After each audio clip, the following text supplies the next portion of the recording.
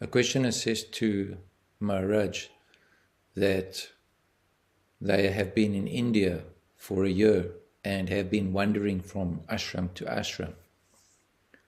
And Maharaj asks them, any spiritual practices, sadhanas? The questioner answers, studies and meditation. Maharaj asks, what did you meditate on? The questioner answers, on what I read. Maharaj, good. Questioner, what are you doing, sir?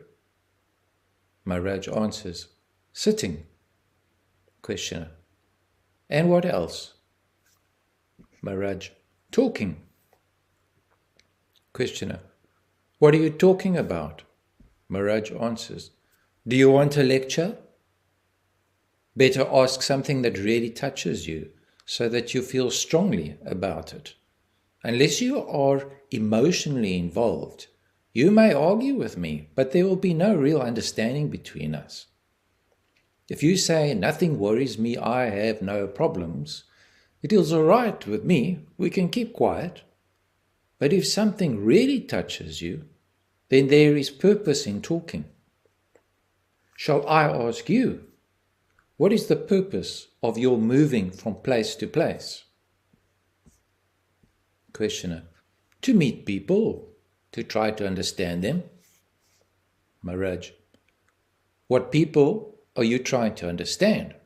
What exactly are you after? Questioner, integration. Maharaj, if you want integration, you must know whom you want to integrate. Questioner, by meeting people and watching them, one comes to know oneself. It goes together. Maharaj, it does not necessarily go together. Questioner, one improves the other. Maharaj, it does not work that way. The mirror reflects the image, but the image does not improve the mirror. You are neither the mirror nor the image in the mirror. Having perfected the mirror so that it reflects correctly, truly, you can turn the mirror around and see in it a true reflection of yourself. True, as far as the mirror can reflect. But the reflection is not yourself. You are the seer of the reflection. Do understand it clearly. Whatever you may perceive, you are not what you perceive.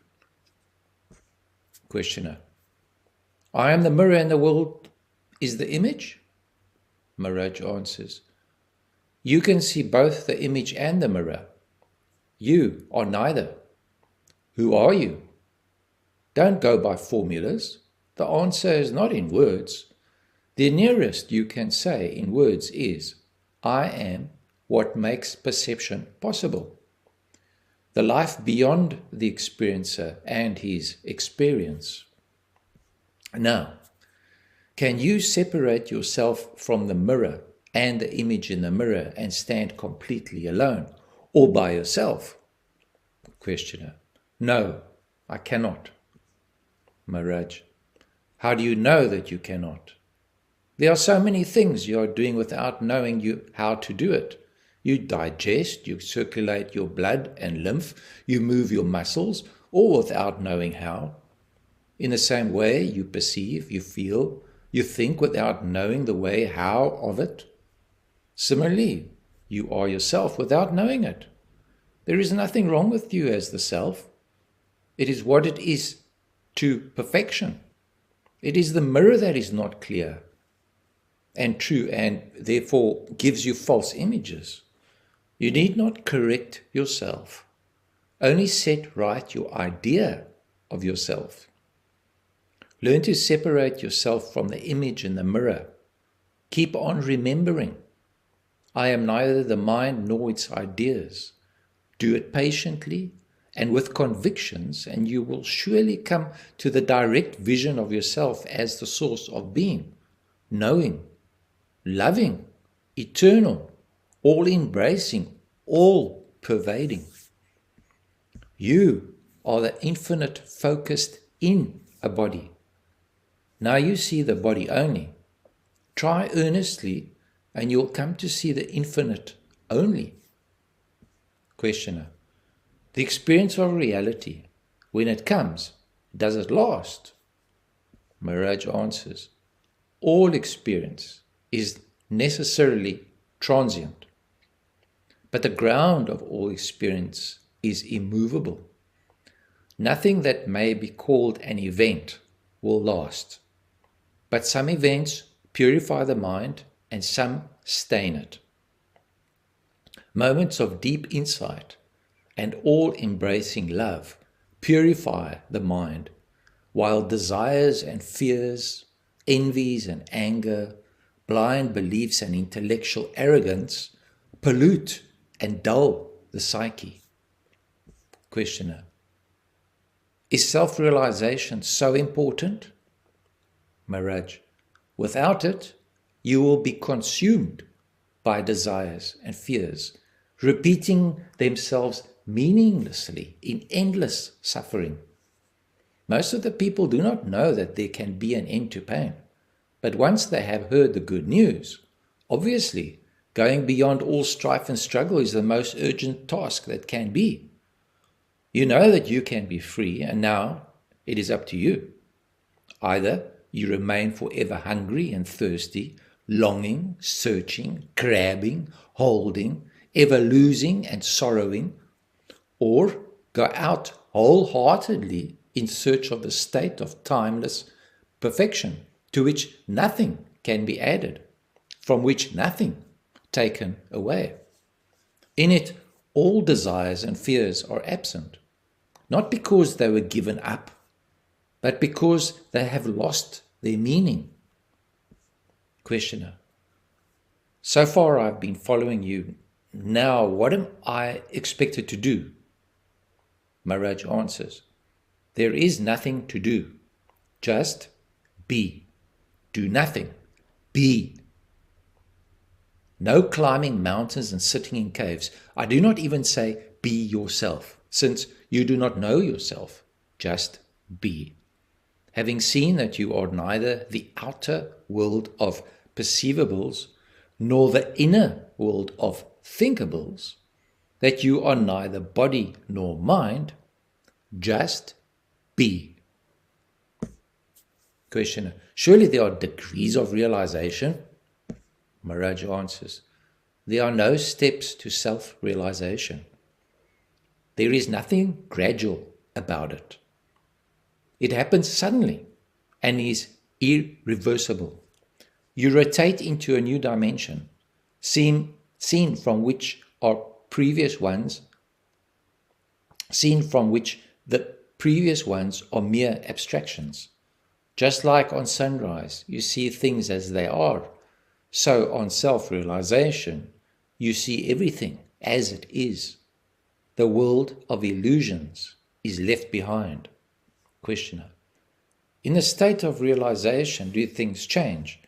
They become colorful and full of meaning. Maharaj.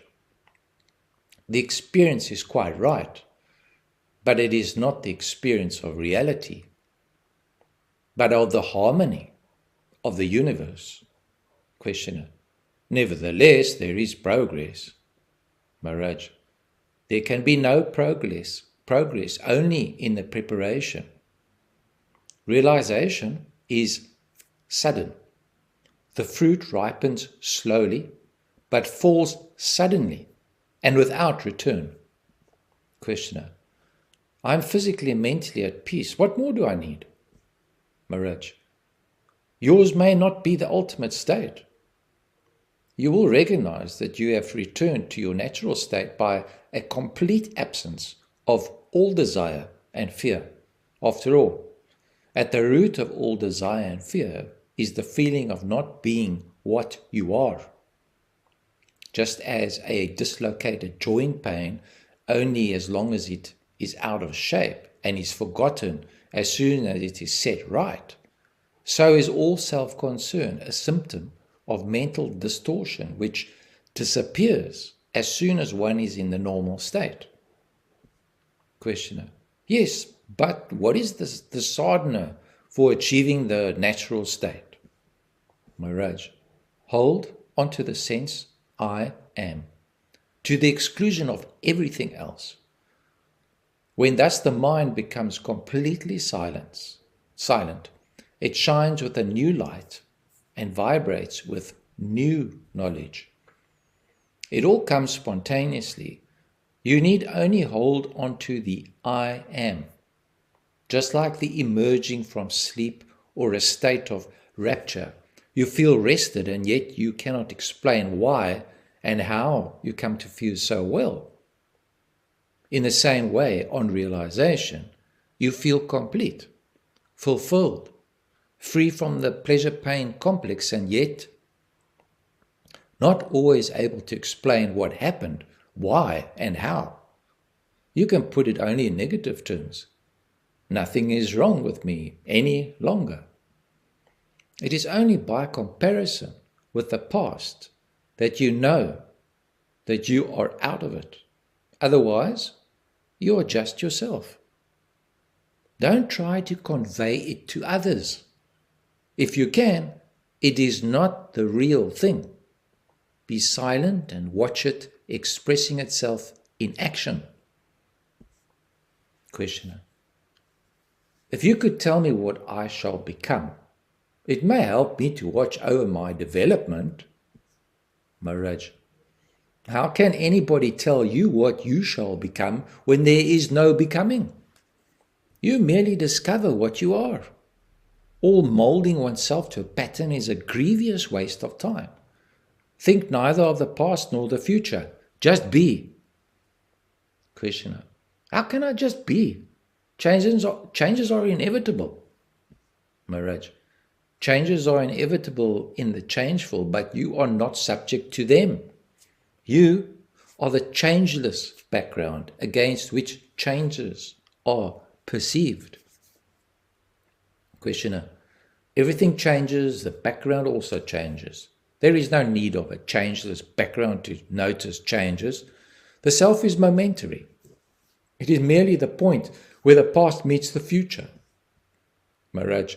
Of course, the self based on memory is momentary, but such self demands unbroken continuity behind it.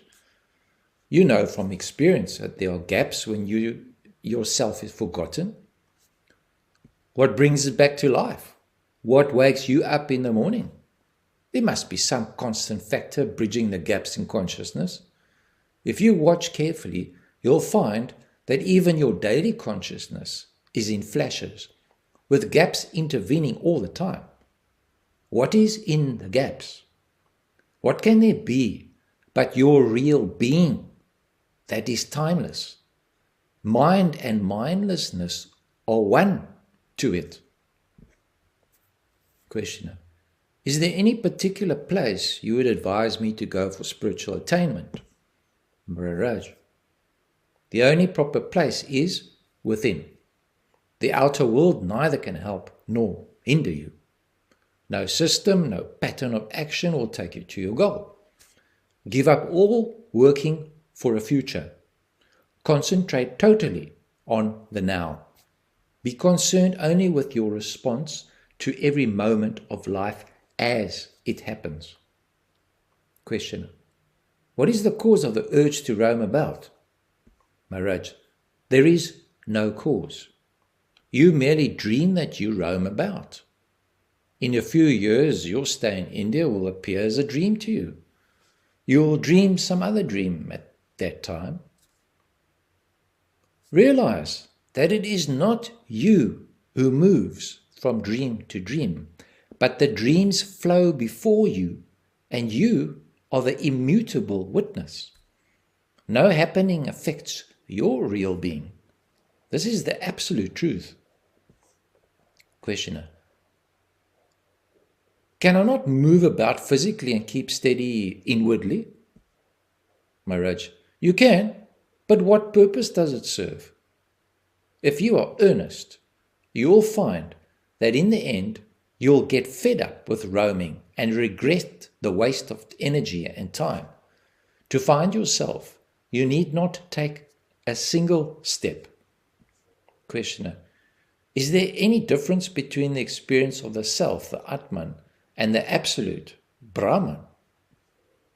Maharaj answers, there can be no experience of the absolute, as it is beyond all experience. On the other hand, the self is the experiencing factor in every experience and thus, in a way, validates this multiplicity of experiences. The world may be full of things of great value, but if there is nobody to buy them, they have no price. The Absolute contains everything experienceable, but without the experience, they are as nothing. That which makes the experience possible is the Absolute. That which makes it actual is the Self. Questioner. Don't we reach the Absolute through a gradation of experiences? Beginning with the grossest, we end with the most sublime. Maharaj. There can be no experience without desire for it. There can be gradation between desires, but between the most sublime desire and the freedom from all desire, there is an abyss which must be crossed. The unreal may look real, but it is transient. The real is not afraid of time. Questioner. Is the unreal not the expression of the real? Maharaj. How can it be? It is like saying that truth expresses itself in dreams. To the real, the unreal is not. It appears to be real only because you believe in it, doubt it, and it ceases. When you are in love with somebody, you give it reality. You imagine your love to be all-powerful and everlasting. When it comes to an end, you say, I thought it was real, but it wasn't. Transiency is the best proof of unreality. What is limited in time and space and applicable to one's person only is not real. The real is for all and forever. Above everything else, you cherish yourself. You would accept nothing in exchange for your existence. The desire to be is the strongest of all desires and will go only on the realization of your true nature. Questioner. Even in the unreal there is a touch of reality. Maharaj. Yes, the reality you impart to it by taking it to be real. Having convinced yourself, you are bound by your conviction. When the sun shines, colors appear. When it sets, they disappear. Where are the colors without the light? Questioner. This is thinking in terms of duality. Maharaj answers, all thinking is in duality. In identity, no thought survives.